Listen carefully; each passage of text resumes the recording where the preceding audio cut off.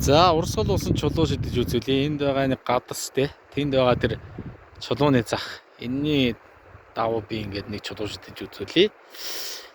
Тэгээ урсгал усан чулууны тархитоор хэрхэн яаж өөрчлөгдгийг ажаарай. За шидлээ. За та бүхэн харж байна уу?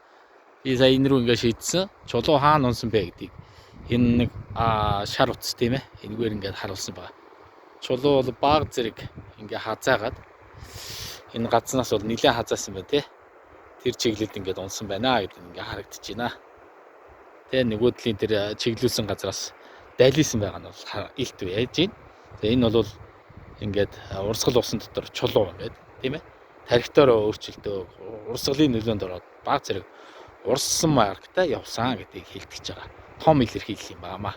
За иймэрхүү туршилтаар тийм ээ. Одоо бид нар дараагийн одоо зүйлийг харуулхад агаарт бол тийм ээ ямар ч салхигүй үед бол чулуу бол ингээд чив жигээр ингээд тархитоор яваад ингээд чиг юм босоо хатгаад ингэж явж хахад урсгал усны ийм одоо юу гэдэг агаарын урсгал хүчтэй үед бол шал өөрөөр явна гэдгийг энэ төрөний энэ утсаар ингэж араас нь уйж ингэж харахад бол иймэрхүү дөрвтэй болж байна гэж хэлсэн юм аа.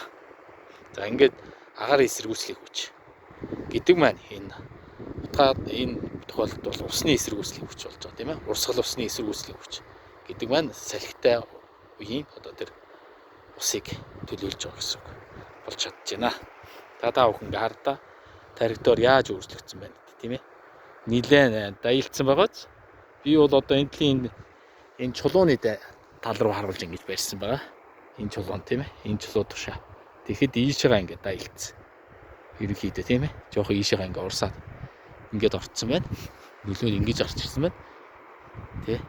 Ийм сонирхолтой байгааз тэр нилээн даялцсан байгааз тийшээгээ байсан юм чинь ийшээ хаалаад ингээд даялцсан.